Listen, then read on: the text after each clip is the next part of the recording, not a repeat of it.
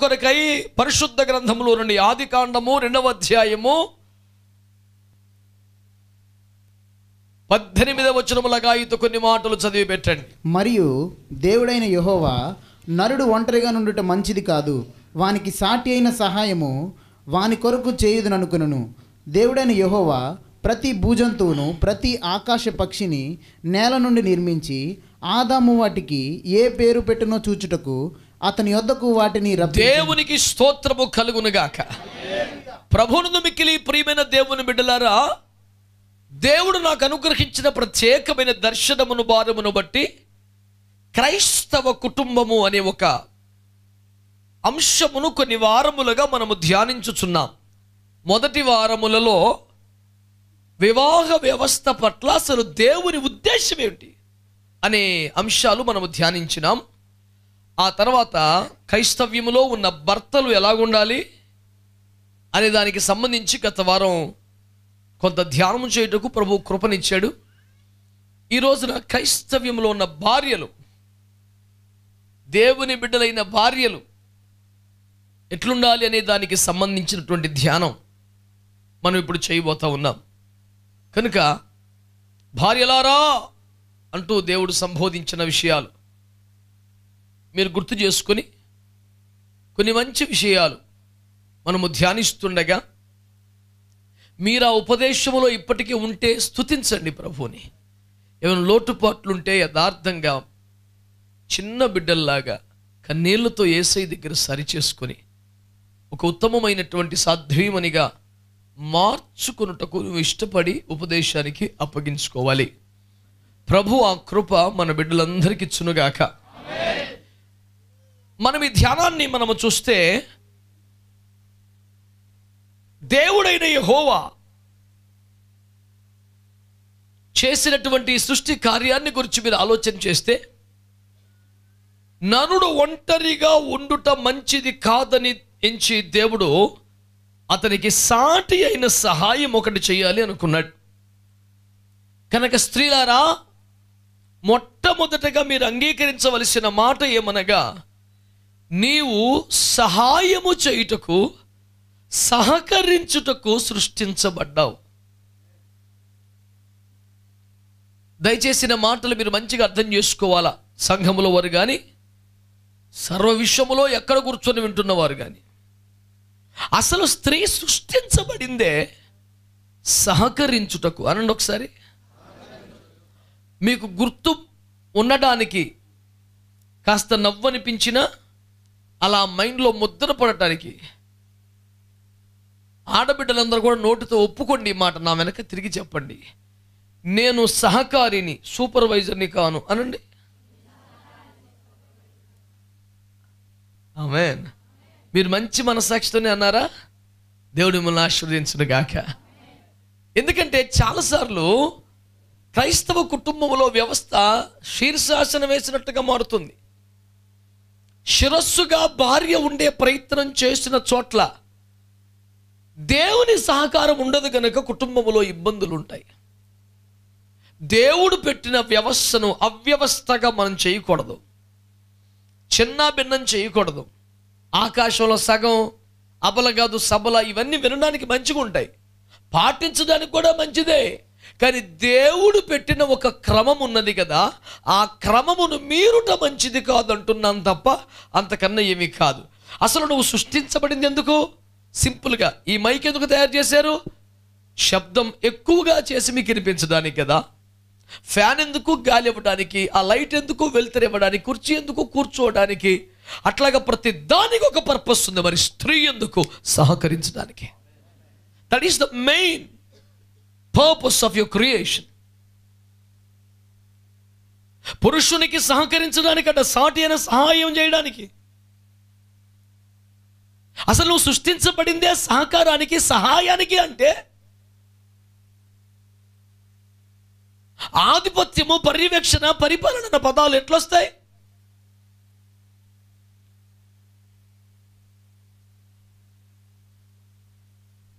కనుక ఈ విషయంలో మైండ్ సెట్ ఖచ్చితంగా లేఖనానుసారంగా మార్చుకొని తీరాలి. ఏదైనా మాట వచ్చినప్పుడు నువ్వేం పెద్ద ఎక్కువ, నేనేమో తక్కువ, నేను కష్టపడలేదా, నేను నువ్వు డ్యూటీలో పని చేస్తాను, ఇంట్లో పని చేస్తున్నాను, ఎవరి కష్టం వాళ్ళకు ఉంటుంది. నువ్వు 10,000 తెస్తాను, 20,000 తెస్తాను. ఒకవేళ భర్త జీతం 20,000, భార్య జీతం 50,000 అయితే భర్త బానిస అవ్వాలా, భార్య అధిపతి అవ్వాలా? ఇది ఆర్థికమును బట్టిన మారి నిర్ణయాలు కాదుగా, సామర్థ్యమును బట్టి కాదు కదా, శరీరములో ఉన్న బలము వైకల్యమును బట్టి కాదు కదా. అసలు స్త్రీ సృష్టించబడిందే సహాయము చేయుటకు, సహకరించుటకు. కానీ నేను ఒక సహాయపడే వ్యక్తిని, నేను సహకారిని, నేను సూపరింటెండెంట్ కాదు, నేను సబార్డినేట్ని అన్న అంగీకారం నీకు ఉండాలి. ఎందుకంటే నువ్వు సృష్టింపబడిన వ్యక్తివే తప్ప నువ్వు స్వయంభవంగా వచ్చేసినటువంటి వ్యక్తివి కాదు.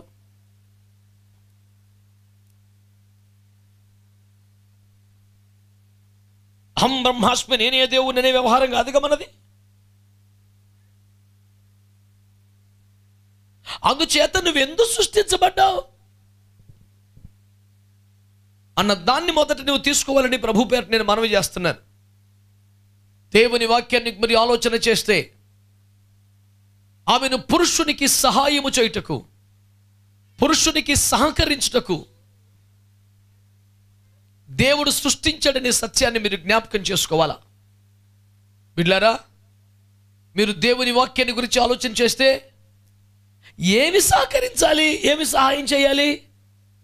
క్రైస్తవ వివాహ ఉద్దేశము అని చెప్పిన సందేశంలో నేను ఆ మాట చెప్పాను. దేనికి సహకారం అవసరం పురుషుడికి అంటే, నెంబర్ 1, అతడు పరిశుద్ధ స్థితిని కొనసాగించుటలో భార్య సహకారం అవసరం. ఈ మాటలు కాస్త విశాల దృక్పథం కలిగి వినాలి ఆడబిడ్డలు. పెద్ద మనసు చేసుకొని మీరు ఆలకించాలి. మీరు సంకుచితంగా ఉంటే నష్టం మీకే వస్తుందని కూడా నేను జ్ఞాపకం చేస్తున్నాను. ఈ మాటలు చెప్పుచున్నప్పుడు నేను పురుషులను సపోర్ట్ చేస్తున్నాను అని ఎట్టి పరిస్థితులు అనుకోకండి. నేను సపోర్ట్ చేయట్లే, ఎవరిని సపోర్ట్ చేయను, వర్డ్ ఆఫ్ గాడ్ని సపోర్ట్ చేస్తానంతే. గత వారం వాళ్ళకి రేవేసినప్పుడు మనం నవ్వుకున్నాం కాబట్టి ఈరోజు మనకు రేవేలు 4 కోరుకోవడం ఇది కాదు విధానం కదా. తప్పు ఎక్కడ ఉన్నా ఖండించాల్సిన వ్యక్తిని కదా నేను. దయచేసి మీరు అర్థం చేసుకోండి నా మాటల్ని. ఎందుకు ఇంతగా చెప్పాల్సి వస్తుందంటే, ఈ సందేశాలు ప్రారంభం నుంచి వినకుండా ఇప్పుడే వినేవాడు ఏమంటాడు, జఫన్యా గారు పక్షపాతి, నిప్పు లేకుండా పగబుట్టేసిన పాపిస్టోలు బోల్డు మంది భూమి మీద ఉండగా తొనవ దొరికితే అసలాగడాడు.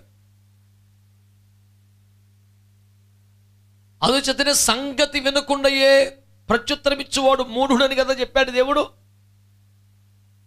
అలాంటి వారు కూడా సమాజంలో పుష్కలంగా ఉన్నందున ఇన్నిసార్లు చెప్పాల్సి వస్తుంది.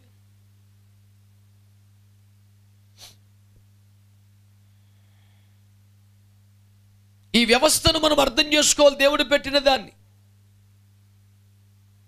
పురుషుల పరిశుద్ధ స్థితి కాపాడుటలో ఆ పురుషుని యొక్క స్వంత స్త్రీ అనగా భార్య సహకరించాలి. అంటే నీ సహకారము లేనిదే పరిశుద్ధ స్థితిని కొనసాగించుకొనుట పురుషునికి సాధ్యం కాదని పురుషుడు ఒప్పుకోవాలి. ఆ ముఖం మనం చెప్పాను ఆల్రెడీ. నేను సుప్రీం హీరో అనుకోకు, నీకు సహకారం అవసరం అని గత వారం ఆల్రెడీ చెప్పున్నాను. ఇప్పుడు పరిశుద్ధ స్థితిలో సహకారం అంటే ఏంటి చెప్పండి? అంటే వాళ్ళు పరిశుద్ధత నుండి బయటికి వెళ్ళిపోయే శ్వాసన వస్తే, కొంచెం పొరపాటు పడే పరిస్థితి వస్తే, కొంచెం తలంపుల్లో కానీ, ఆలోచనలో కానీ, ఊహల్లో కానీ, మాటల్లో కానీ, చూపుల్లో కానీ తేడా వస్తే, అక్కడ నీ సహకారం లేకుండా ఆ శోధన నుంచి బయటపడే అవకాశం వారికి ఉన్నది కనుక అక్కడ నువ్వు సహకరించాలి. సాధించుట అమాయకత్వం. ఇంతకన్నా విడమర్చి చెప్పడానికి వీలు లేదని నేను సరిపెట్టుకుంటున్నాను, గ్రహించండి. ఎందుకంటే ఎంత అమాయకులకైనా ఈ విషయాల్లో జ్ఞానం ఇచ్చాడు దేవుడు. 100 రూపాయల కాగితానికి 200 రూపాయల కాగితం తిరగకుండా మార్కెట్లు తగలెట్టుకొచ్చే తల్లులు కూడా ఈ విషయంలో భర్తలో చిన్న తేడా వస్తే పసిగట్టి దుఃఖపడే ఆ కృప, ఆ జ్ఞానం ప్రతి స్త్రీకి దేవుడు పెట్టాడు. నేను అందుకని పాస్టర్స్ కాన్ఫరెన్స్లో కానీ, పురుషుల కోటాల్లో కానీ నేను చెప్తాను, నీ సంగతి నువ్వు ఎంత మరుగు చేసినా నీ భార్యకి తెలిసిపోద్ది అబ్బాయి అని చెప్తాను నేను. నీ ప్రతి కదలికలో, చిన్న కదలికలో నువ్వు పిలిస్తే పలికే సౌండ్లో ఉన్న తేడాను గుర్తుపట్టి ఏదో తేడా జరిగిందని తను గుర్తుపట్టగలిగినంత కృపే దేవుడు భార్యలకు పెట్టకపోతే ఇలా ఆగడాల భూమి మీద ఏడ భరించేది భూమి. ఆ మాట కూడా ఒప్పుకోవాలి పురుషోత్తములందరూ. నేను వారిని బలహీనులుగా చేసి మాట్లాడటం సహజంగా దేవుడు మాతృమూర్తులకు స్త్రీమూర్తులకు ఇచ్చిన కృప గొప్పదని చెప్తున్నాను. నువ్వు ఎంత మేనేజ్ చేసి అద్భుతంగా కథల్ని కట్టేసి సూపర్గా చెప్పేసే టాలెంట్ ఉన్నా, నీ కథ రమ్యంగా ఉన్నా, ఆ కథ కారణం ఏంటో పసిగట్టే కెపాసిటీ అమ్మగారికి ఉంటుంది. అప్పుడు నేను ఏం చేయమని చెప్తున్నాను తల్లులకి? పరిశుద్ధ స్థితి కొనసాగించుకున్నట్టుకే నీ సహాయం అవసరమే. ఏదైనా తోటను తువ్వేత్తాక నీళ్ళు పోతాక గదగా నువ్వు వస్తా, ఆ తర్వాత పని. మొదట సహాయం నీకు ఎందుకు అవసరం? అతని పరిశుద్ధ స్థితిని కొనసాగించుకున్నట్టుకు అవసరం. కాబట్టి అతని నిర్లిప్తత కానీ, అతని మౌనం కానీ, అతని నిస్తేజం కానీ, అతని నిరాసక్తత కానీ, అది ఏది కానీ పరిశుద్ధ స్థితిని కోల్పోవద్దాకా వెళ్లకుండా నీవు అతనికి సహకరించి, అతన్ని ప్రోత్సహించి, అతన్ని బలపరిచి, అతనిని సంతోషపరిచి, అతని పరిశుద్ధ స్థితిలో స్థిరపడినట్లు యథాశక్తి ప్రయత్నించవలసిన బాధ్యత స్త్రీలకు, భార్యలకు ఉన్నదని నేను జ్ఞాపకం చేస్తున్నాను. Of course it is some difficult task, but still it is important. ఇది చెప్పినంత సులువైన కార్యమేమి కాదు. ఈ విషయమై స్త్రీ కొంచెం ప్రయాసపడవలసి వస్తుంది. కానీ నీ ప్రయాస నీకు సంతోషాన్ని, ఘనతను తెచ్చి పెడుతున్న సంగతి మర్చిపోవద్దు. సాటిని సహాయం అంటే ఆయన డ్యూటీ వచ్చేలో వంట చేసేయాలి, వేడి నీళ్ళు పెట్టేయాలి, ఇంతవరకేనా? ఉతికిన బట్టలు, ఇస్త్రీ బట్టలు రెడీగా మంచం మీద పెట్టి ఉంచాలి. వెరీ ప్రైమరీ థింగ్స్ అండి అవి. నీ భర్తకు అన్ని విధాలా సహకరించే మనసు నీకుంటే సంతోషం. ఇలాగ చిన్న చిన్న పనులు కూడా మేము సహకరించగలి, నేను చేసుకుంటానులే అనే విషయాల భావాలు అతనుకుంటే ఇంకా సంతోషం.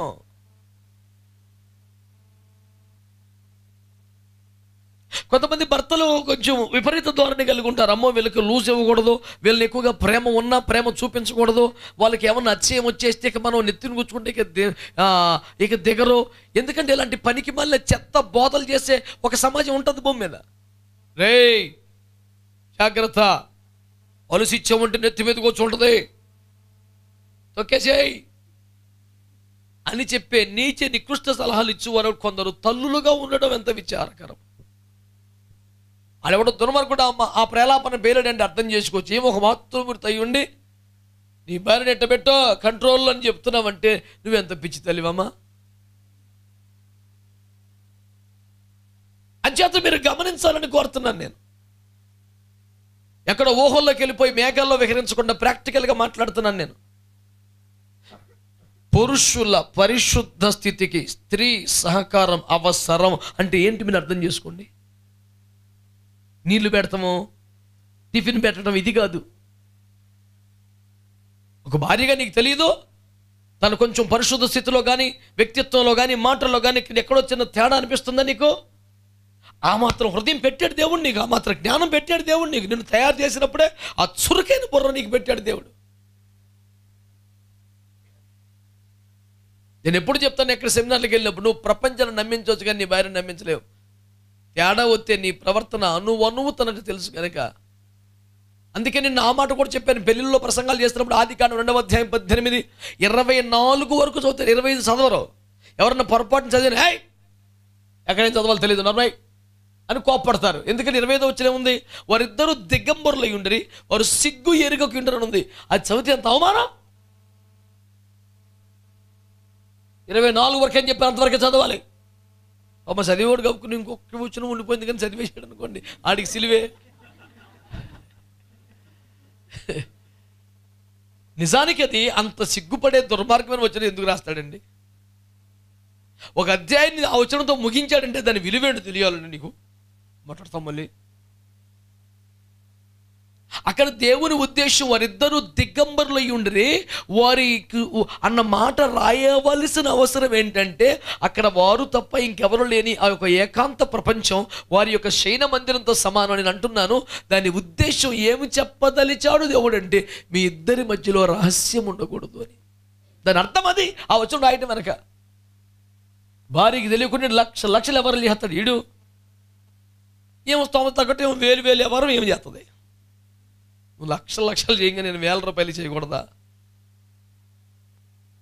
ఏ చిన్న విషయం కూడా భార్యకు దాచకూడదు, భర్తకు తెలియకుండా చేయకూడదు. అరమరికలు లేని దాంపత్యానికి సూచనగానే వారిరువురు దిగంబరిని, ఒకరి గురించి ఒకరికి అంతా తెలుసు, అంతా ట్రాన్స్పరెన్సీ, పారదర్శకం, ఇక మరుగైంది ఏమీ లేదు. ఇది అందులో ఉన్న పాఠం.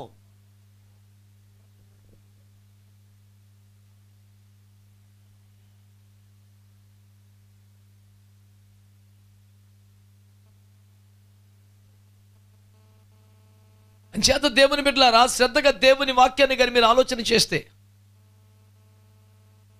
ఈ మాటలు చెప్పుట వెనుక దేవుని మనస్సును గ్రహించాలి. మనం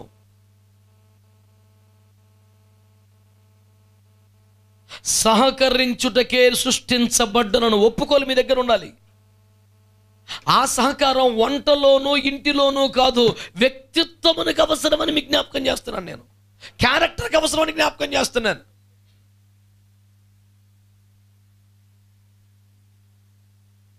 ఆ సహకారం దేనికి అవసరం అవుతుంది? తన పరిశుద్ధ స్థితిని కొనసాగించుకోవడానికి అవసరం అవుతుందని మీకు జ్ఞాపకం చేస్తున్నాను.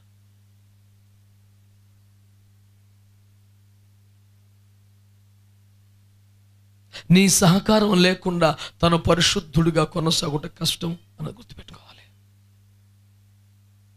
ప్రసంగి గ్రంథం 4వ అధ్యాయం 9 నుంచి 12 వచనాల మధ్య మనం గతంలో ధ్యానించినాం ఆ వచనాలను. అందులో ఏమంటున్నాడు? దుష్టుడు వారి మీద పడితే వారు గెలవలేరు అంటూ మాట్లాడుతూ, ఇద్దరు ఉంటే ఏమిటి లాభమట? వారిలో ఒక్కడు పడిపోతే మరొకడు లేపును కదా. ఇప్పుడు భార్యల గురించి మనము ధ్యానిస్తున్నాం గనక, నీ భర్త ప్రార్థన జీవితంలో, పరిశుద్ధ జీవితంలో, దేవుని సన్నిధిలో గడిపే విషయంలో, వాక్య క్రమాలలో, ఉపదేశ క్రమాలలో, సంఘ క్రమాలు, బాధ్యతల్లో ఎప్పుడైనా ఎక్కడైనా పడిపోతే లేపవలసిన వ్యక్తివి నీవు కదా. అంటే భర్తల మట్టుకు భర్తలు, భార్యల మట్టుకు భార్యలు ఏ స్థితిలో ఉండాలంటే, నా భాగస్వామి ఏ దశలో పడిపోతే నేను లేపగలిగిన స్థితిలో ఉండాలి అన్న సిద్ధపడుతూ బ్రతకాలి.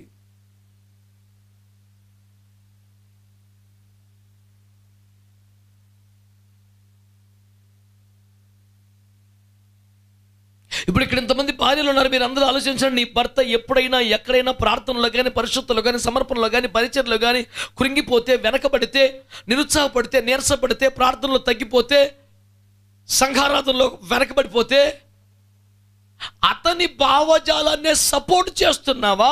ఇది తప్పు, మనం ఇలా చేయకూడదు, మనం వెనకబడకూడదు, మనం తగ్గకూడదు అంటూ అతడు పడిపోతున్న స్థితిలో నుంచి అతన్ని లేపడానికి ఎప్పుడైనా ప్రయత్నం చేసావా? ఒక్క భార్య సాక్ష్యం చెప్పగలదా? నా భర్త కొన్ని విషయాలు పడిపోతే నేను లేపానండి దేవుని కృపలోనని.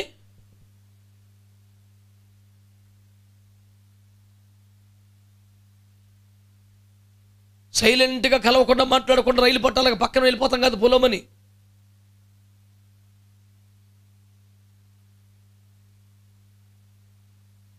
వారిలో ఒకరు పడిపోతే మరి ఒకరు లేపుదురు కదా అన్న వచనం నెరవేర్చావా ఎప్పుడైనా? నీ భర్త ప్రార్థన జీవితం తగ్గితే, సంఘంలో బాధ్యత రాహిత్యం పెరిగితే, సేవలో భారాన్ని కోల్పోతే, నీ సహకారం వల్ల మళ్ళీ పుంజుకున్నాడా? ఎవరో మాట్లాడిన మాటని బట్టో, ఏదో చర్యని బట్టో భర్త బలహీనపడ్డాడు అనుకోండి, అప్పుడు నువ్వేం చేయాలి?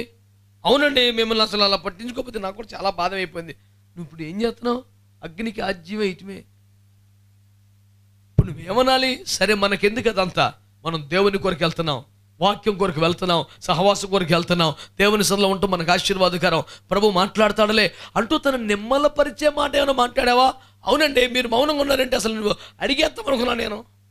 ఇంకే కథ నీ పోయి.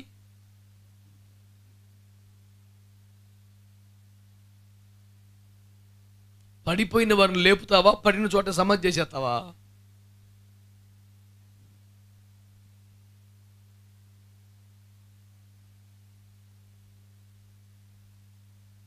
అంచేత స్త్రీలు ఈ విషయాలు కొంచెం మంచిగా ఆలోచించాలని, నేనేమి మర్మంగా చెప్పలేదు కదా, తేటగా చెప్పాను. వారి వ్యక్తిగత పరిశుద్ధ స్థితిలో, వారి ప్రవర్తనలో ఏదైనా లోటుపాట్లు కనిపిస్తే నీ సహకారముతో మొదటి పరిశుద్ధ స్థితికి మళ్ళీ భర్త రావాలి. నీవు కాకపోతే ఎవరండి తను నిలబెట్టేది? మళ్ళీ నీవు కాకపోతే ఇంకెవరు మరి ఈ పని చేసేది?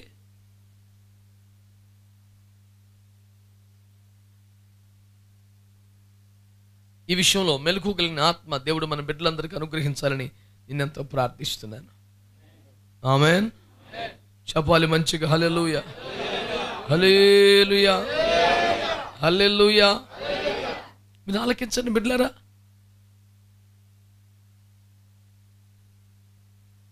ఎలీమెలకు బెత్లెహేములో వచ్చిన కరువును బట్టి ఎక్కడైతే మనం ఇలా చచ్చిపోతాం, ఇక బయలుదేరి వెళ్ళిపోతామని, మోయాబులో ఆహారం ఉన్నదని బయలుదేరిపోతున్నప్పుడు నయోమి అడ్డగించలేకపోయింది, నిరోధించలేకపోయింది. మీరేటైతే మేమటే, మీ మాట మాకు వేదం. కొంతమంది మహా తీవ్రమైన పతివ్రతాధర్మను పాటిస్తున్నాం, అంత సీరియస్గా పడిపోయి ఆయన దేవుని వదిలేస్తానన్నా, సంఘం మానేస్తానన్నా, దేనికైనా సరే. మరి మా భర్తలు ఏంటంటే మేమంటే కదండి. అమ్మో, సూపర్ భోగి, నువ్వు ఇంజిన్ వదిలిపెడతావా? పిచ్చిపిల్ల, జీవితాలు పాడైపోతాయి, జాగ్రత్తగా ఉండు.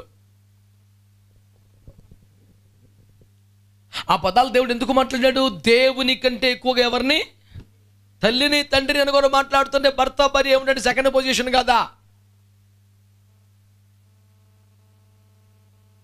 ఒకవేళ నీ భర్త వాక్య విరుద్ధమైనటువంటి నిర్ణయం తీసుకున్నాడా, తన ఈగోస్ హర్ట్ అయినో, ఏదో పదవి పోయిందనో, కమిటీ మారిందనో, పదవీ కాలం అయిపోయిందనో, నెక్స్ట్ టర్మ్లోకి ఎంపిక చేయలేదనో, సరిగ్గా ఓట్లు వేయలేదనో, చిరాకు వచ్చి ఇంకో చచ్చిపోతానన్నాడు అనుకో, నువ్వేమనాలి?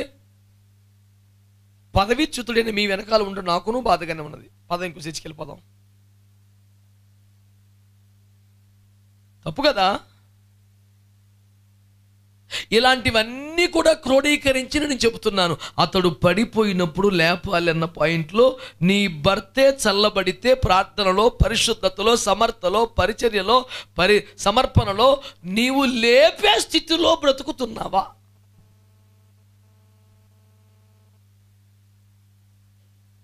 ప్రార్థనలో బలం సంపాదించుకున్నావా? ఇన్ని సంవత్సరాలు ఉపదేశంలో ఆ మాత్రం శక్తిని కూడగట్టుకున్నావా? దేవునికి స్తోత్రం. ప్రభు మహాకృపను బట్టి ఈ రోజున ఒకవేళ ఏదైనా పరిస్థితిలో, ప్రార్థన జీవితంలో, పరిశుద్ధతలో, పరిచర్లో, క్రమాల్లో నా భర్త పలికిన పడితే అతన్ని లేపే నిలిపే కృప శక్తి దేవుడు నాకు ఇచ్చాడు అనే స్థితిలో ఉన్నావా? యథా రాజా తదా ప్రజా. మేము ఏం చేస్తామండి? మరి ఏం చేయొద్దండి, భోజనం చేయండి 3 పూట్ల. మాట్లాడితే విధేయత నటించేస్తారు. విధేయత ఏడ్చి సాధించిన లేవా నీ కుటుంబంలో? అయోధ్య సువార్త చెప్తున్నావు.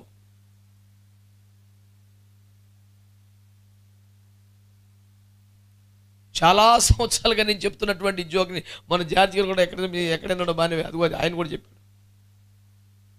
నేను ఎప్పుడు పురుషులకు చెప్తాను, ఆయన నువ్వు వట్టి మట్టి, ఆమె చాలా గట్టి. నువ్వు కండల బలం చూసుకొని పెద్ద ఆవేశపడిపోయా చంపేస్తాను ఉట్టిదే. నిన్ను మట్టితో చేశాడు రా దేవుడు, ఆమె ఎముకతో చేశాడు. నువ్వు వట్టి మట్టి, ఆమె చాలా గట్టి. తెగ ఫీల్ అయిపోతున్నావు నువ్వు అంతే. కొంచెం ఫీలింగ్స్ అన్నా బాగుండాలి నీకని కొంచెం గట్టిగా దృఢంగా పెట్టాను నిన్ను, అంత పెద్ద మ్యాటర్ లేదు. ఈడ్చుకొడితే మట్టి. నువ్వు ఎంత మట్టి తెలుసా? ఆమె 2 చుక్కలు కన్నీరు కట్టి అందరికి అయిపోయింది కోటం. మట్టి కదా, కరిగిపోద్ది, ఇంకేముండదు. అనుభవనీయులు చెప్తున్నారు, వినండి. దేవునికి స్తోత్రం. మట్టి కదండి పాపం. నీకు ఎంత కోపంగా చంపెత్తనప్పుడు చేస్తున్నా బిడ్డ కరదలుగుతాను పొలోమని చేసిన సర్లే ఏడవ ఏం కాదు చెప్పు, ఇప్పుడు నాకేముందిలే అబ్బా చెప్పు.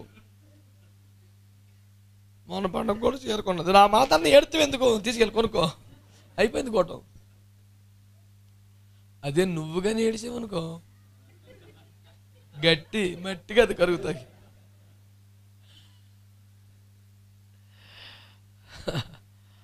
సరదాగా అట్లా చెప్తారు విషయం అర్థం అవడానికి.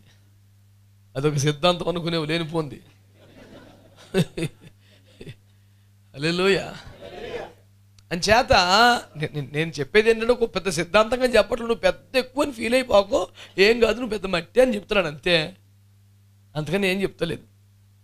కానీ కరిగించేస్తాకే తీర్మానం చేసుకోపోకుండా అమలో మట్టి కరిగిపోతే మీకు దిక్కేముంటుందిరా? ఆ మట్టే మీకు ఆధారం. కరిగించేయకండి. దేవునికి స్తోత్రం. హల్లెలూయా. ఎప్పటికప్పుడు ఎవరికైనా మట్టి పిల్లలు రాలిపోతుంటే పోగేసి మళ్ళీ కరెక్ట్గా విగ్రహం నిల్చోబెట్టండి. దేవునికి స్తోత్రం. అలా మట్టి కరిగించే తెలగరా మీకే లాస్ కదా. మంచి వాళ్ళందరూ స్తోత్రం చెప్పండి. హల్లెలూయా. అంచేత దేవుని బిడ్డలారా, శ్రద్ధగా ఈ మాటలు వినే ప్రయత్నం చేయాలి.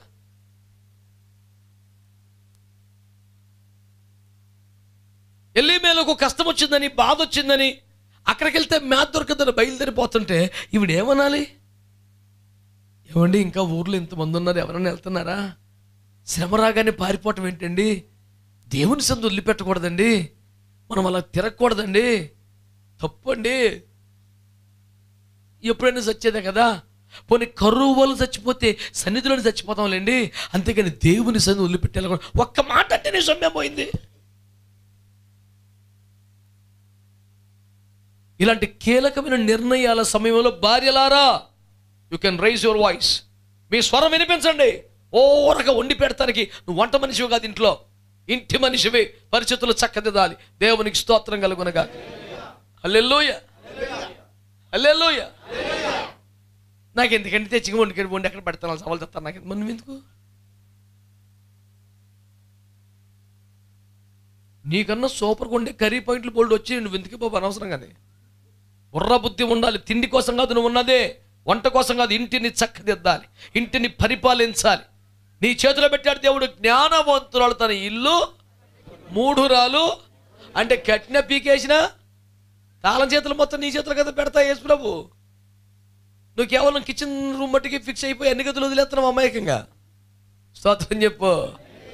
ఇంటిని పరిపాలించాను. ఇంటి వారి నడతలు బాగుగా, ఇంట్లో పని వారికి భత్యము, తన ఇంటి వారి కొరకు వస్త్రములు, అంటే టోటల్ హౌస్ మేనేజ్మెంట్ నీదే. డైరెక్ట్గా దేవుడి దిగి వచ్చే తాళం చేతులు నీ చేతిలో పెడితే నాకు వద్దని పక్కన పడేసి దెబ్బతిన్నావు. నువ్వు తీసుకో తాళం చేతిలోకి. అమాయకంగా బతకబాకో. నాకు ఎందుకంటే గారు ఈ బాధలు నేను ఎలా చత్తాను అలా చత్తాను, నేను వంట చేసి పెట్టేస్తాను. పిచ్చి మొహమా. ఏసిచ్చిన అధికారం రా నీకు. ఇంటిని కట్టే బాధ్యత నీదిరా. ఇంట్లో పని వారికి భత్యము నిర్ణయించి ప్రతి పని వాళ్ళ దగ్గర, బట్టలు ఉచ్చుకోళ్ళ దగ్గర అంటుకుంటే ఇటు దూరిపోకూడదు పద్దాక. అయినా నీయే డిపార్ట్మెంట్లు. కొంతమంది మా వాళ్ళు ఉన్నారు పురుషోత్తులు, హైపర్ యాక్టివ్, అన్నిట్లో దూరిపోతుంటాడు. వద్దు నానా, దేవునికి స్తోత్రం. రాజ్యం అంతా ఆల్ద చేసుకొని బలోమని ప్రతి దానికి దూరిపోయి నువ్వు బాగా టూ స్మార్ట్గా బిహేవ్ చేయొద్దు. మట్టి జాగ్రత్త. ఏ గోడ తగిలిన గిన్నె తగిలిన దేవునికి స్తోత్రం. ఇలా మర్మాలు బహు త్వరగా అర్థమవుతున్నాయండి. చురుకైన వారే దేవునికి స్తోత్రం. ఏ చిన్న విషయంలో కూడా నీ శిరస్సు యొక్క స్థానాన్ని పాడు చేసుకోవద్దు. నీ గౌరవాన్ని కాపాడుకునేలా బ్రతకాలి. చాలామంది తమ బలహీన నిర్ణయాల వలనే నష్టపోతున్నారు. అంచేత నేను భార్యామణులందరికీ నా మనవి ఏమనగా, ఏమండి, ఇంటి విషయాలను ఎక్కువగా మీరు పట్టించుకోండి.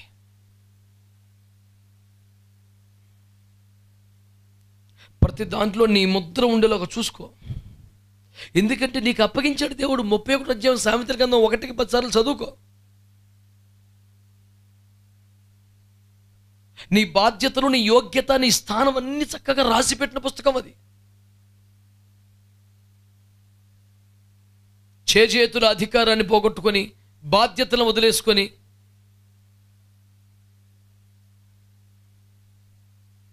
అనామకంగా నువ్వు బ్రతికి నిర్ణాయక స్థానమును కోల్పోవద్దని దేవుని పేరట నేను మీకు మనవి చేస్తూ ఉన్నాను. నయోమి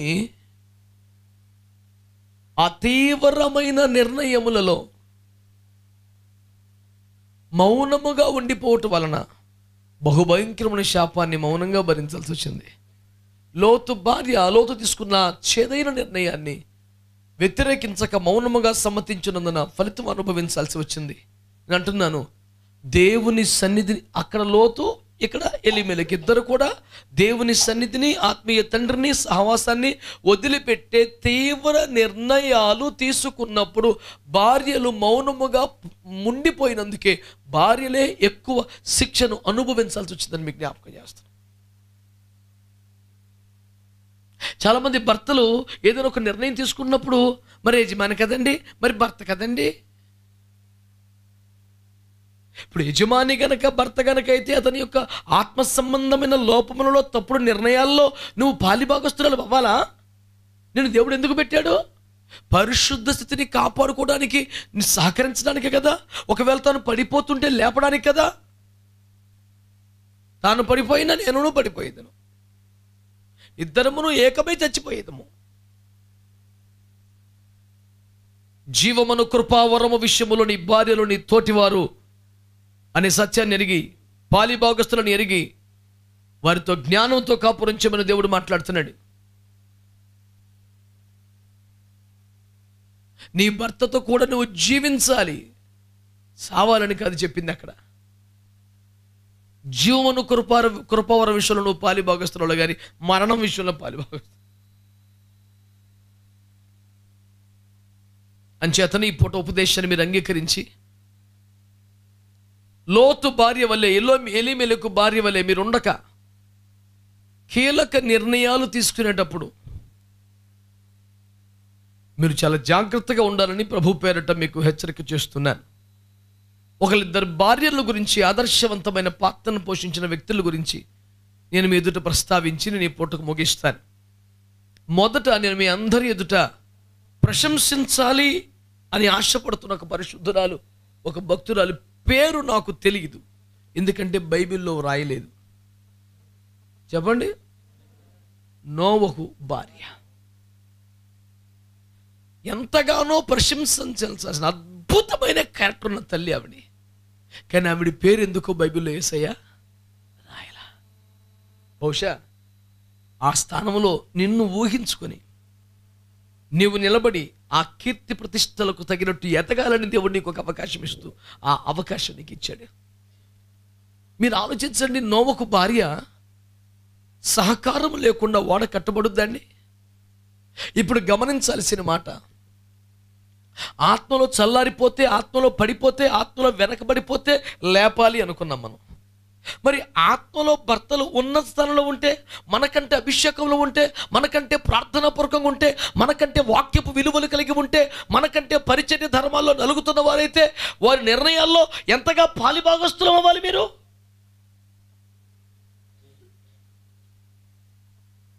పడిపోతే లేపాలన్నంత కృప వచ్చినప్పుడు మరి వారు దేవునితో నడుస్తున్నప్పుడు వెంబడించాలన్న జ్ఞానం ఉండాల్సిందే కదా. దర్శనము దేవుడు ఎవరికి ఇచ్చాడు? నోవాకి ఇచ్చాడు. నోవాకు భార్యతో ఒకసారి దేవుడు మాట్లాడా?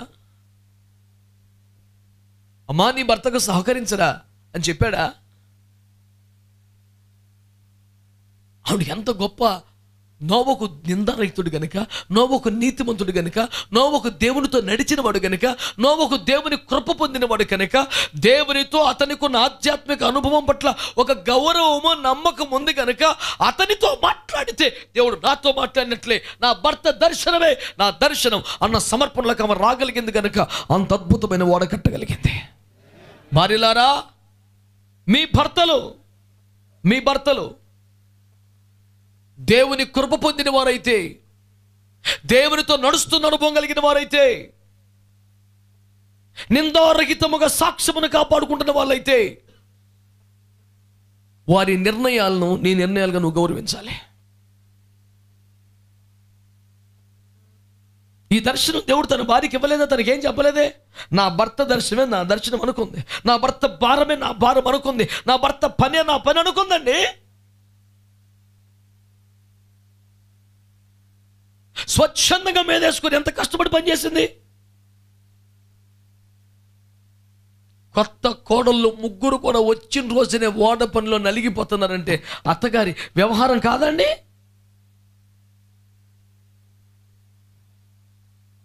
అచ్చట ముచ్చట లాంటివి ఏమీ లేకుండా అసలు ఆ ఇంట్లో అడుగు పెట్టిందే ఓడ నిర్మాణానికి అన్నట్టు వచ్చిన రోజు మొదలుకొని శ్రమారమి 120 సంవత్సరాలు ఆ కోడళ్ళకు కూడా దండం పెట్టాలండి. నిజంగా మంచి యవ్వన ప్రాయములో వివాహం చేసుకుని సంపూర్ణ ఆరోగ్య స్థితిలో యవ్వనములో ఉన్న భర్త పక్కనే ఉండగా ఆ భర్తతో కలిసి పని చేస్తూనే కుటుంబ జీవితం, దాంపత్యం, సంసారం అన్న ఆలోచన కూడా దరికి రానివ్వకుండా ముందు ఓడ పుడతామని తర్వాత మనం అందులో హాయిగా బతకొచ్చులే అన్నట్లు ఓడే ముఖ్యం, తర్వాత సంసారం అనే వైరాగ్యం యవ్వన ప్రాయంలో పెళ్ళైన కొత్తలో రావడం అంటే ఆ బిడ్డల్ని ఎంత మెచ్చుకోవాలండి మనం. అంటే ఏంటి, మీకు పనులు ఎవరు దొరక మమ్మల్ని పెళ్లి చేసుకున్నారా? చెక్కలు పోయడానికి కర్రలు కొట్టడానికి మమ్మల్ని పిలుచుకొచ్చారు మీరు?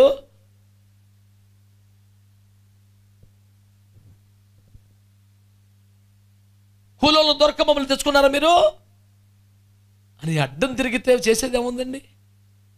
కొత్తగా ఇంట్లోకి వచ్చిన బిడ్డలైనా దైవజనుడి నోమ యొక్క నడిపింపును గౌరవించి ఎదిగిన పుత్రులు నాన్నగారి నడిపింపుకి ఎంతగా అప్పగించుకున్నారో చూసి బేషరతుగా చక్కగా సరే అండి, మీ దర్శనం మా దర్శనం, మీరు ఓడ కట్టాలంటే మేము బొమ్మరిల్లు కట్టుకుంటామా ఏంటి, మేము అదే పని చేస్తాం. ఆమేన్, హల్లెలూయా. నేను అంటున్నాను, ఆ భార్యలు మరి ఎంత అద్భుతంగా ఆమెను ఆదర్శంగా తీసుకోవాలండి. ముగ్గురు కోడళ్ళు కూడా కదండి. పెళ్ళయి అత్తారింట్లోకి వచ్చిన కోటి ఆశలు, ఏదో ఊసులు, 100 రకాలు చెప్తారు. కవితలు మండిపోరు, నాకు పెద్దగా వచ్చావు. కానీ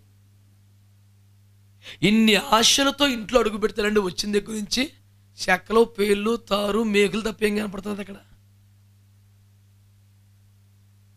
ఇంకెంతే, ఎవరు ఏ కర్ర మోయగలితే కర్ర మోసుకొచ్చేస్తున్నారు, అక్కడ పేరుతున్నారు, తిప్పలు పడుతున్నారు. భార్యలారా, మీ సౌఖ్యము కన్నా దేవుని ఇల్లు కట్టబడటం ముఖ్యమని మీరు ఎంచగలరా? ఒక్క భార్య అని కూడా ఆమె ఏం చెప్పలేకపోయింది. చూసావు? హల్లెలూయా. తినుము సుఖించుము అనేవాడు మీకు చుట్టమా? వద్దు, ఆడు మనకు శత్రువు. దేవునికి స్తోత్రం కలుగును. దేవుని బిడ్డలారా, మీకంటే ఎక్కువగా వేరొకరిని పట్టించుకుంటే తప్పు, కానీ మీకంటే ఎక్కువగా దేవుని ఇంటిని పట్టించుకుంటే అది చాలా మెప్పు, తప్పు కాదు.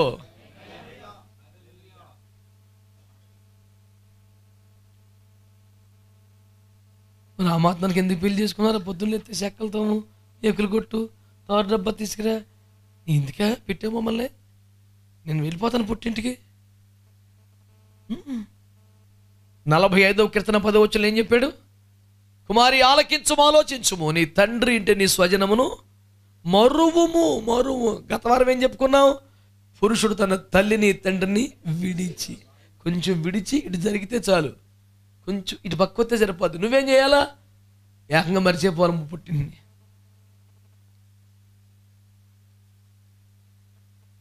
విన్నారా ఆడపిల్లలు? దేవునికి స్తోత్రం. మీ స్వజనమును తండ్రి ఇంటిని మరువము. మర్చిపోతే మాట్లాడితే మా అమ్మకు ఫోన్ చేస్తాను, మా నాన్నకి SMS పెడతాను, మా మేనమ్మ కబురు అంటాను. ఇదేం కూడా రా, మర్చిపో. వాళ్ళు కొంచెం విడిస్తే చాలు, కొంచెం డిస్టెన్స్ మెయింటైన్ చేస్తే చాలు, మీరు మొత్తానికి మర్చిపోవాలా. ఇక మీ ప్రపంచం, మీ ఇల్లు అంత ఇదే. నువ్వు అటు భర్త డ్యూటీకి వెళ్ళిపోగానే ఫోన్ తీసేసి మాట్లాడుతున్నావు అనుకో, మీ అమ్మతోనే మీ అన్నయ్యతోనే కాదంటలేదు. ఏం చెప్పేస్తుందంట వాళ్ళ అమ్మకి? నువ్వేదో చెడిపోయి పడిపోయి నాశనం అయిపోనా, నీ మీద అనుమానం తగలబడిపోయినా వాళ్ళ అమ్మకి ఏం చెప్పేస్తుందో ప్రతిరోజు నా గురించి? అలా నీకేం చెప్పేస్తుందో? రేపొద్దున ఎదురొచ్చినప్పుడు వీడికి గబుక్కున చదువుగా పలకరించలేడు. ఎందుకని? రోజు ఫోన్ చేసేస్తుంది పిల్ల. ఏమేం చెప్పేస్తుందో, నేను సరిగ్గా ఏం కొనట్లేదని చెప్తుందేమో, నేను సరిగ్గా ఏం పెడతలేదని చెప్తుందేమో. ఈ చిన్న ఫీలింగ్ ఎడుతుంది. అప్పుడు ఎదురుపడినప్పుడు వీడు నాకు చిన్న పని ఉందని బయటికి వెళ్ళిపోతాడు. వాడికి అనుమానం పెరిగిపోతే, నేను రాగానే బయటికి వెళ్ళిపోయాడు అంటాడు. ఎంత పుణ్యం కట్టుకోకమ్మ, నీకు దండం పెడతాను. నీ ఫోన్లు మండిపోను, పద్దాక ఫోన్లు. మొన్న హైదరాబాద్లో భార్య భర్తల మధ్యలో కౌన్సిలింగ్కి వెళ్ళాను. నాకున్న ఉద్యోగం అదే కదా. సమాధాన పరచువారు ధన్యులు, వారు దేవుని కుమారులు అనబడతారు. ఇంకెక్కడ తగ్గితే వెళ్ళిపోవడం నా పని. రూపు అదేంటి బాబు ఇంతకీ ఏంటంటే ఈ పిల్ల పెళ్ళి అయిపోయింది, ఇద్దరు పిల్లలు, సంసారం చక్కగా సాగిపోతుంది. ఈ లోపు ఏడదొకలకుందో వీళ్ళు 10th క్లాస్ గ్రూప్ మేట్లు అందరూ కలిసి 10th క్లాస్ మేట్స్ అందరూ కలిసి వాట్సాప్ గ్రూప్ ఒకటి పెట్టారంట. 10th క్లాస్లో చదువుకునే పిల్లలు, ఇది ఎప్పుడో 15 సంవత్సరాలు అయిపోయింది చదువు, 20 సంవత్సరాలు, పెళ్ళి పిల్లలు, మంచి కుటుంబం సాగుతుంది. ఇక ఫ్రెండ్స్ అందరూ హాయ్ హవర్ యూ, ఈ చెత్త టిఫిన్ చేసావా, టీ తాగావా, ఇద్దరిద్దరం ఏమండి. అదేంటో కొంతమంది ఇంటి మురికి ప్రపంచం అంతా చూపించేది, మురికి మండిపోను. ఇలాంటి పాపిస్ట్ బ్యాచ్ కూడా ఉంది. ఈ భర్త ఎప్పుడింటికి వచ్చినా చాటింగ్ చేస్తమే కనపడుతుందంట. ఇదివరకు అసలు ఇలా ఉండేది కదా, ఈ పిల్లకి ఏమైంది అని ఆ డ్యూటీకి వెళ్ళిపోయి చిన్న కన్ను అయితే మొదలెట్టాడు. ఈ పిల్ల ఫోన్లో పక్కన వేయటం, ఏకలు చేయటం, ఓ చెత్తకొట్టేత మెసేజ్, దానికి లాక్ వేసి పెట్టాడు. ఆ పిల్ల స్నానానికి వెళ్ళినప్పుడు చూద్దామని ట్రై చేశాడు, దానికి లాక్ ఉంది. ఈడు ఫిక్స్ అయిపోయాడు ఏదో తేడా జరిగిందని. ఈ తేడా అత్తమామల దగ్గర కలిసిపోయి నా దాకా వచ్చింది. దేవుడు మనకిచ్చిన ఏదో చిన్న కృపను బట్టి ఈడికిచ్చి ఆమెకిచ్చి వాళ్ళకిచ్చి మళ్ళీ ఇద్దరిని దేవుని స్తోత్రం ఐక్యపరచుమయ్యా, అదే కదా మన ఉపదేశం. ఏదో చేసామనుకోండి, కానీ ఈ మొత్తం రచ్చలో చర్చలో పాయింట్ ఏమిటంటే ఓపెన్ చేసి ఆ పిల్లల చాటింగ్ మొత్తం అడిగి చూపించా, చూడరా ఇందులో నీకేంటి అనుమానం అంటే చూశాడు, అన్నీ బాగానే ఉన్నాయి, అందరూ బెదర సిస్టరే. మరి ఈ పడిదాన్ని కొంప కూలిపోయింది ఎందుకు? లాక్ వేయటం వల్ల.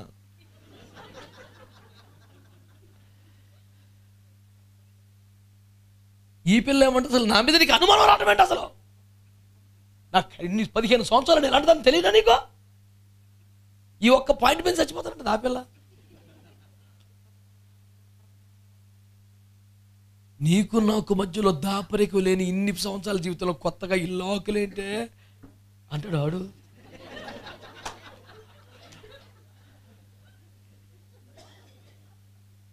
మీకు వినడానికి సిల్లీగా అనిపిస్తే కొంపలు కూలిపోతున్నాయండి బాబు, మీకేం తెలుసు బయట.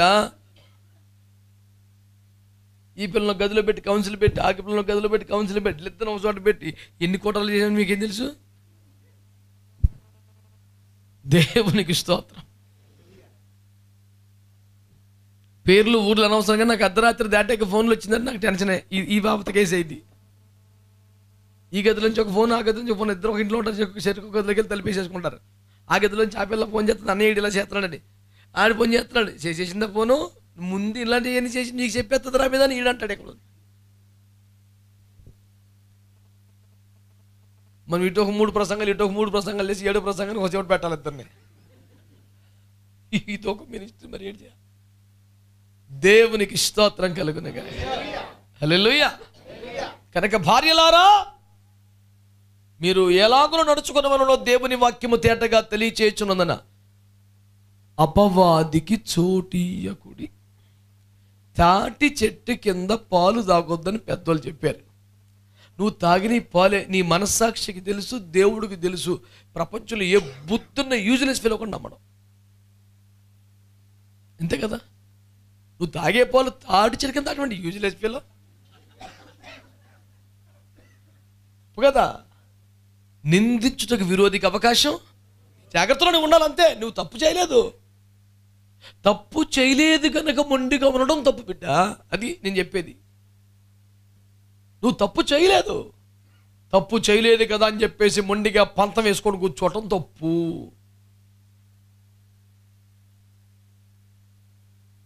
ప్రభు మనలందరినీ ఆశీర్వదించునుగాక. హల్లెలూయా. నోవహు భార్య ఉత్తమమైన భార్య. తన భర్తను, తన కొడుకులను, తన కోడలను ఒక్క మనస్సు, ఒక్క ఆత్మ కలిగి పనిచేయుటకు తను ఎంతో అద్భుతంగా వాడబడింది. నేను అంటున్నాను, నువ్వు మంచి యోగ్యముగా ప్రవర్తించగలిగితే నీ కీర్తి దశ దిశల వ్యాపిస్తుంది. దేవుని పని కొరకు నువ్వు నడుము కట్టుకునే వ్యక్తివైతే నీ కుటుంబాన్ని దేవుడు కడతాడు. నోవహు భార్య ఎంత ఆదర్శవంతమైన వనిత. ఒక 100-120 సంవత్సరాలు ఇప్పుడు అత్తగారు పొద్దున్న లేస్తే నడుము కట్టుకొని నడుము ఉంచుకొని ఈ ఓడ దగ్గర పరిచయం చేస్తుంటే కోడలు ఏం చేస్తారండి? ఇంకా మెల్లిగా వాళ్ళు కూడా సహకరించాల్సిందే కదా. కొత్తలో కొంచెం అంతా మనస్ఫూర్తిగా పని చేయకపోయినా రాను రాను వాళ్ళకి అలవాటు అయిపోద్దా పరిచర్య. ఉదయం 5 గంటలకి స్తోత్ర ప్రార్థన అయిపోగానే అత్తగారు చీపురు పట్టుకొని ఆ ఓడ దగ్గర పరిచయం చేస్తారు. కోడలు ఏం చేస్తారు? అత్త అని పడుకుంటారా చచ్చినట్టు. మొదట్లో పెద్ద హృదయపూర్వకం కాకపోయినా అత్త మీద గౌరవానికి చూసే వరకు బాగుతురా బాబు అని వచ్చినా క్రమంగా అదే అలవాటు అవుతుంది. ఉత్తమమైన భార్య పేరు చెప్పాలంటే నోవహు భార్య పేరు చెప్పాలి. దేవునికి స్తోత్రం, హల్లెలూయా. రెండవదిగా ఉత్తమమైన భార్య పేరు చెప్పాలంటే శారమ్మ పేరు చెప్పాలి. ఏం పేరండి? ఎవరు భార్య కదండి? ఆవిడ మహాతల్లి. నేను చేతులెత్తి దండం పెట్టే క్యారెక్టర్ అంటాను. ఎందుకు తెలుసునండి? ఒక వారం రోజులు చుట్టాలు చుండిపోతే మన ఇంట్లో ఫస్ట్ రోజు ఓపిక 2 రోజులు ఉండదు కదా, 2వ రోజు ఓపిక 3 రోజులు ఉండదు కదా, 4వ రోజు ఓపిక ప్లేస్లో విసుగు వచ్చేది కదా, 5వ రోజుకి నీరసం వచ్చేది కదా, 6వ రోజు గొడవ వచ్చేది దేశ రక్తం వేసి.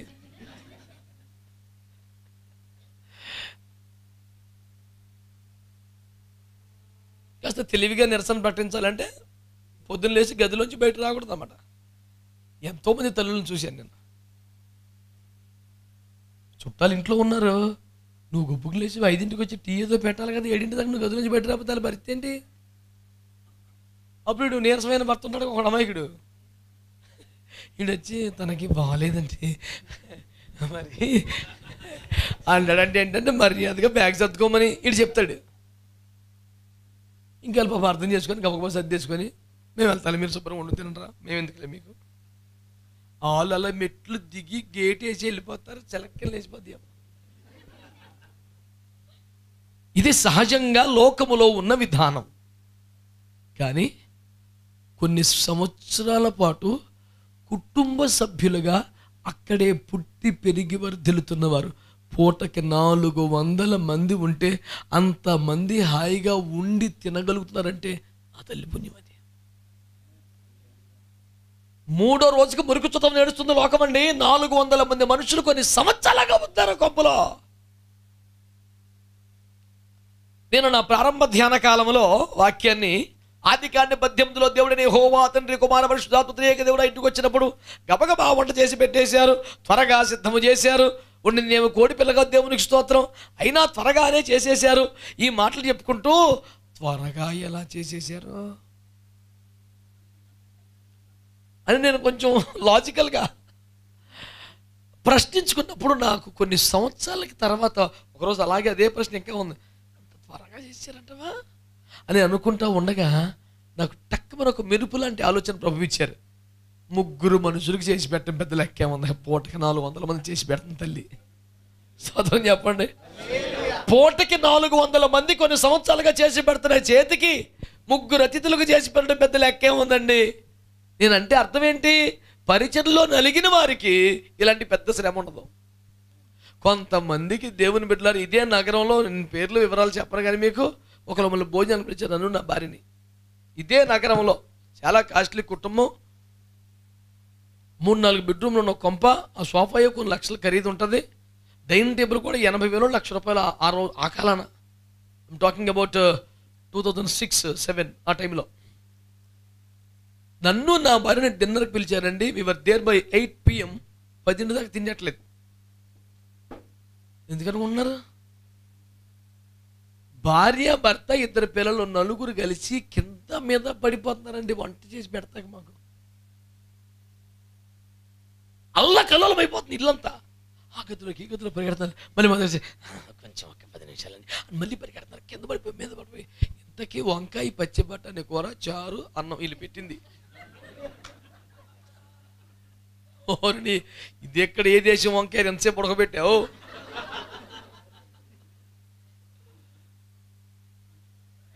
నేను కొంచెం కుదిరేను కాదు కదా. నేనేమన్నానంటే బాబాయ్ మీ వంకాయలు ఎక్కడో చాలా మంచి అండి, 2 గంటలు ఉడికిపెట్టినా మొక్క చెదిరిపోలేదు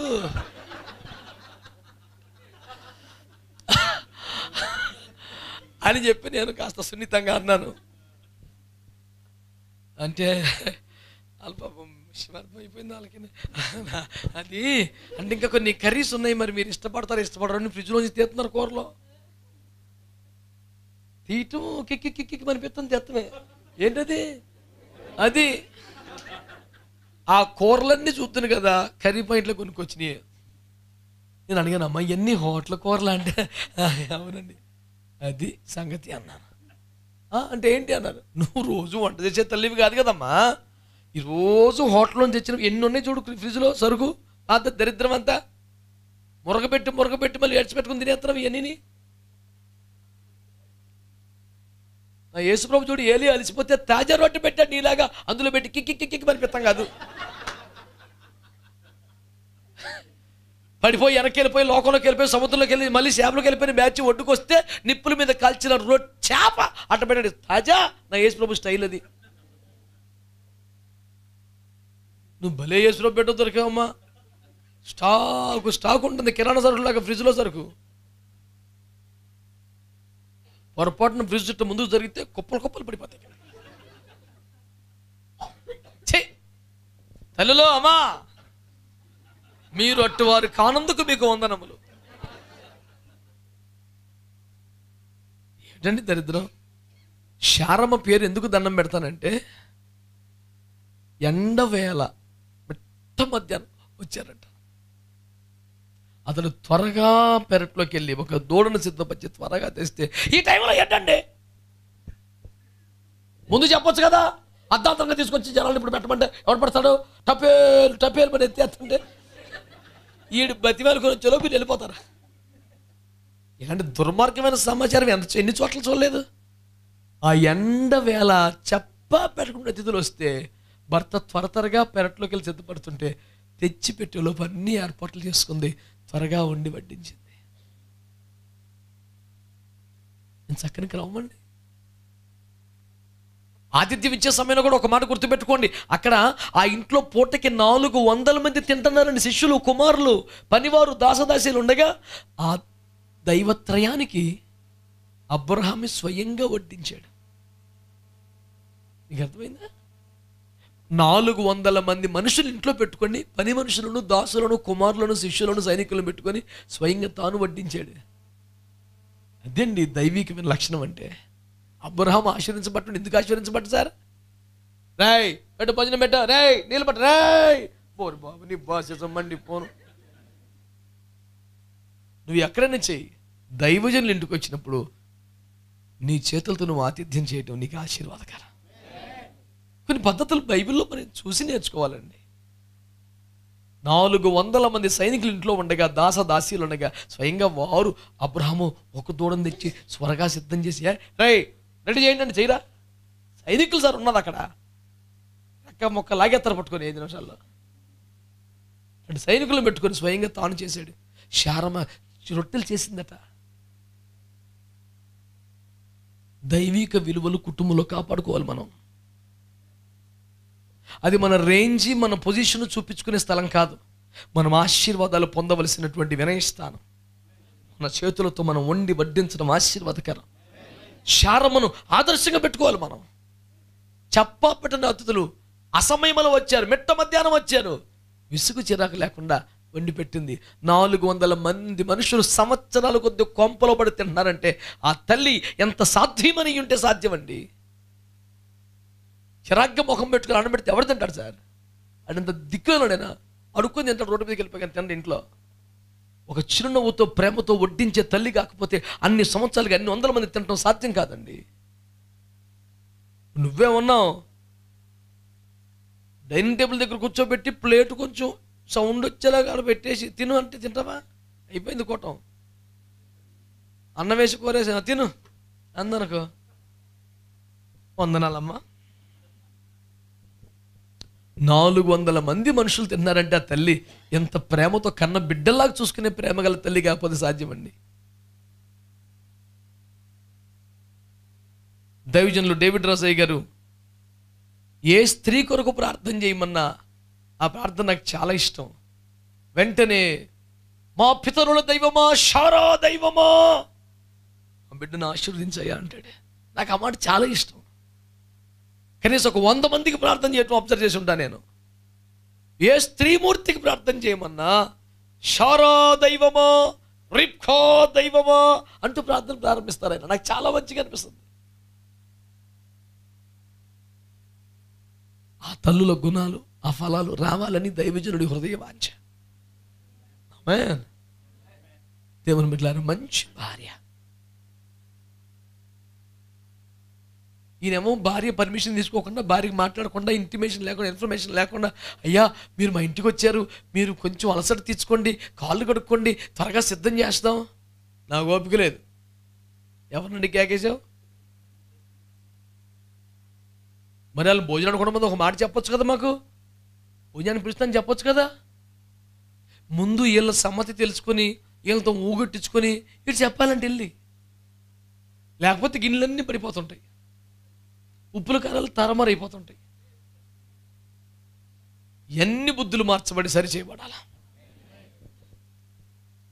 మంచి తల్లి, నోవహు భార్యలాగా ఉండాలి ప్రతి భార్య.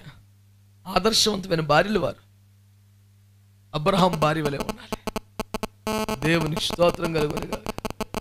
హల్లెలూయా. దేవుని బిడ్డలారా, మరొక తల్లి గారిని నేను మీకు జ్ఞాపకం చేస్తాను. మొదటి సమయం 25లో ఉంట తర్వాత చదువుకోండి. ఆవిడ పేరు అబీగయీలు. ఎవరండి? ఈ అబీగయీలు మీరు చూసినట్లయితే తన భర్త మొరటువాడు, పేరు నాబాలు. దావీదుతో దురుసుగా ప్రవర్తించాడు, లెక్క లేకుండా ప్రవర్తించాడు. దావీదు చేసిన సహాయాన్ని మర్చిపోయాడు. దైవజనుడైన దావీదుకు ప్రత్యుపకారము చేయవలసిన సమయంలో చాలా నిర్లక్ష్యంగా, క్రూరంగా, గర్వంగా మాట్లాడాడు. దావీదు ఉగ్రుడై లేచి, ఈ దినమున వాడి ఇంట్లో ఒక్కడన్న మిగిలితే నా పేరు దావీదే కదని కత్తులు వేసుకుని బయలుదేరాడు. రాజు క్రోధము మరణదోత కదా, నాపడానికి ఎవడు సరిపోడు. కోపం ఎట్టుకొచ్చి పడిపోతుంది, శాపం వచ్చి పడిపోతుంది, మరణం వచ్చేస్తుంది. ఆ మూమెంట్లో, ఆ సమయంలో ఏం జరిగింది తెలుసా? దావీదు కోపపడ్డాడని, కత్తితో ఎదురొస్తున్నాడని, తీవ్రమైనటువంటి ఆవేశంతో ఉన్నాడని తెలుసుకుని వెంటనే వంట చేసి రకరకాల పదార్థాలు సిద్ధపరిచి పనివారికి 2 గాడిదల నిండా సామాను పెట్టి వాళ్ళని ఎదర పంపించి ఈ వెనకాల బయలుదేరి వెళ్తుంది. దావీదు ఎదురుపడగానే సాష్టాంగ దండ ప్రమాణం చేసేసింది. అయ్యా, నీ దాసురాల్ని కనికరించు. నా యజమానుడు, నీ దాసుడు నీ ఎడల తప్పుగా ప్రవర్తించాడు. ఆ తప్పు నాదని ఎంచు. నీ ఖడ్గం అతనికి విరోధంగా పడకుండా చూడు. దయచేసి నన్ను కనికరించి ఆ తప్పు నాదని ఎంచి నేను ఒప్పుకొనుచున్నాను గనక ఈ అర్పణ స్వీకరించి నీ దాసుని కనికరించయ్యా అంటే దావీదు అంటాడు, ఈ దినమున నా కత్తి వాడి మీద పడకుండా ఆపిన యెహోవాకు స్తుతి కలుగునుగాక, నీవు దీవించబడదుగాక. నువ్వు రాపోతే ఈరోజు మనం చంపేద్దని నేను అన్నాడు. ఇక్కడ అద్భుతమైన పాయింట్ ఏంటంటే, భర్త పాపమును తన మీద వేసుకుంటుంది. భర్త పొరపాటును తన మీద వేసుకొని, ఈ తప్పు నాదనుకో అయ్యా, క్షమించమని కోరుతున్నాను, ఈ అర్పణ అంగీకరించయ్యా, ఈ తప్పు కాయ్యా, క్షమించయ్యా. భర్త మరణానికి అడ్డుపడుతోంది, భర్త పాపాన్ని తన మీద వేసుకుంటుంది. ఇంతకన్నా ఉత్తమమైన భార్య ఎక్కడ ఉంటుందండి? చాలామంది భార్యలు అమాయకంగా తమ భర్తల పొరపాట్లు, పాపాలు అన్నీ బయట పెట్టేసి తమాషా చూద్దామని చూస్తున్నట్టుగా మాట్లాడతారు. ఇంటికి అన్నయ్య వచ్చినా, అమ్మ వచ్చినా, సేవకుడు వచ్చినా, ఇతనండి అతను అలా వెళ్ళటం పాపం మీకు ఎలా కనబడుతున్నా దుర్మార్గుడు. మళ్ళీ వచ్చేపాటికి నువ్వు వాడి మీద నీ కంప్లైంట్ చెప్తున్నావు, వాడు వెళ్ళంగానే ఒక రకంగా, ఆడు రాగానే ఒక రకంగా ఉన్నావు, మరి నీ క్యారెక్టర్ ఏమనుకోవాలి? నేను కరెక్ట్ తేడా, మరి నువ్వు ఫోన్లే ఏమన్నా మాకు. సో నేను చెప్పేది అర్థం చేసుకోవాలి మీరు. అబీగైల్ ఏం చేసింది? తన భర్త దోషాన్ని తను తీసుకుని నేను ఒప్పుకున్నాను.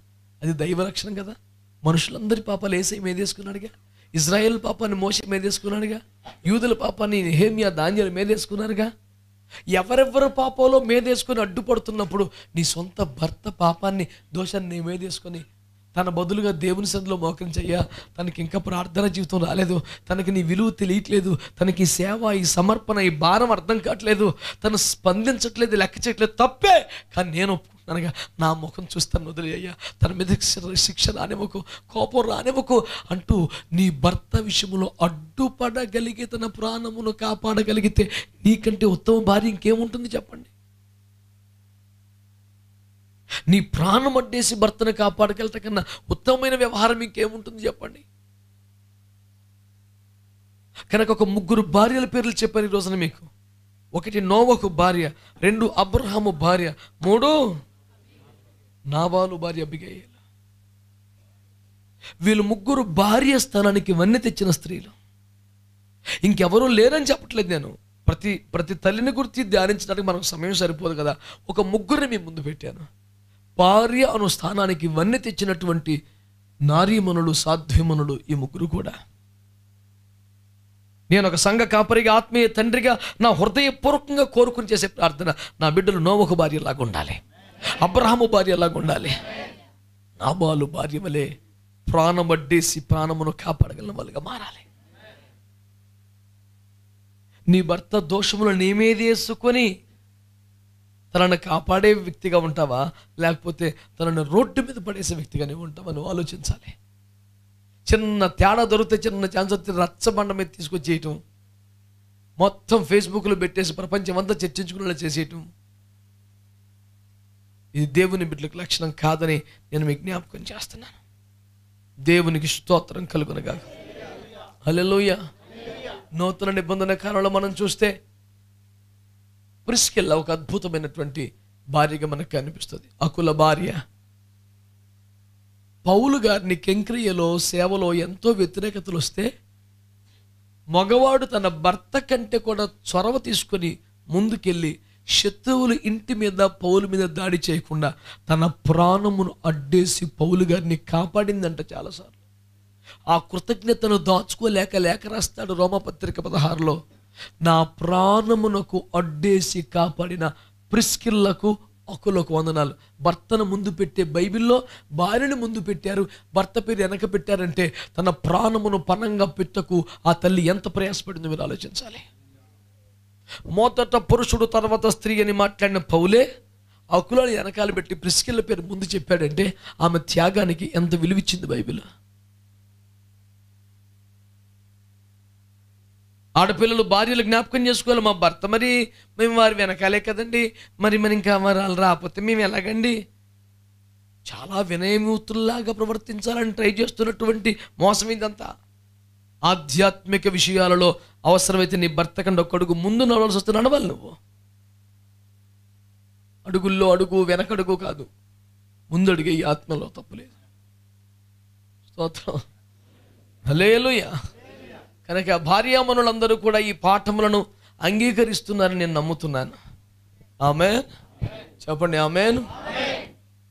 చిన్న తేడా వచ్చేప్పటికి దేవుని తిట్టేయమంటుంది యోబు భార్య. చిన్న కరువు వచ్చేప్పటికి బ్యాగ్ సర్దేసింది ఎలిమేలకు భార్య. మీరు అలాగున ఉండక 400 మంది ఇంటికి వచ్చిన వండి పెట్టే శారమ్మ తల్లిలాగా. స్తోత్రం. ప్రపంచములో జంతువులన్నీ భరించే 100 సంవత్సరాల పైచిలుకు కష్టపడాల్సిన ఓడను కూడా చిరునవ్వుతో కట్టేసిన నోవహు భార్యలాగా. ఆమేన్. భర్త పాపాన్ని మేదేసుకొని ప్రాణానికి అడ్డుపడే అబీగయీలులాగా మంచి భార్యలుగా మీరు ఉండాలని కోరుకుంటున్నాను. కృపగల దేవుడు సామెతలు 31లో ఉన్న యోగ్యురాల వల్లే నా బిడ్డలని, వాక్యం అంగీకరించే ప్రతి బిడ్డని దేవుడు నిలిపి ఆశీర్వదించునుగాక. ప్రార్థించుకుందాం.